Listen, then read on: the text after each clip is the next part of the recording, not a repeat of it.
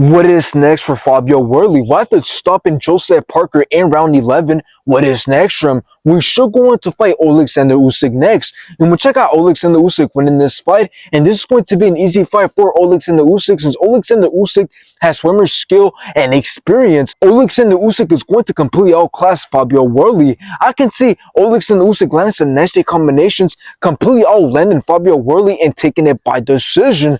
There's just no way Fabio Wardley beats Alexander Usyk.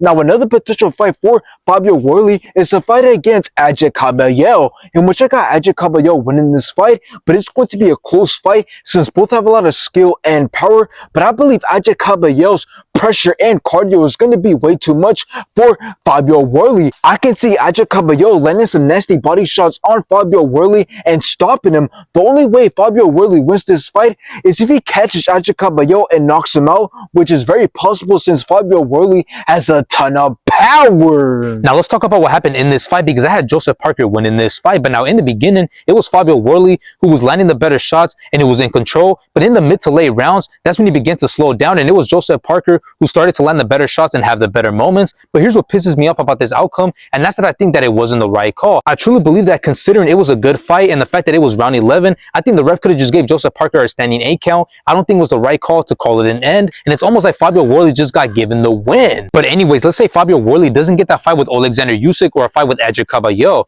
Well, another fight for him that I know will be a good back and forth fight is a fight against Daniel Dubois, who just got destroyed by Alexander Usyk. Now, considering that Daniel Dubois has to make a comeback and has shown what he can do even at the highest level, it just looks like somebody's going to get knocked out in this fight. Both are good power punchers and are good at putting that pressure, but if I'm being honest, I will slightly favor Fabio Wardley here simply because he looks to be the much sharper and skilled boxer. So I think if Fabio Wardley isn't rushing and getting desperate to get that knockout, he can just do what he did here against Joseph Parker, which is use his jab and speed to time and pick his shots wisely, which will lead to him outboxing and outperforming Daniel Dubois. And the only way that Daniel Dubois can win this fight is by putting pressure on Fabio Wardley and knocking him out, but I don't see him finding the knockout. So I got Fabio Wardley winning this fight by outsmarting and outboxing Daniel Dubois if this fight does end up happening.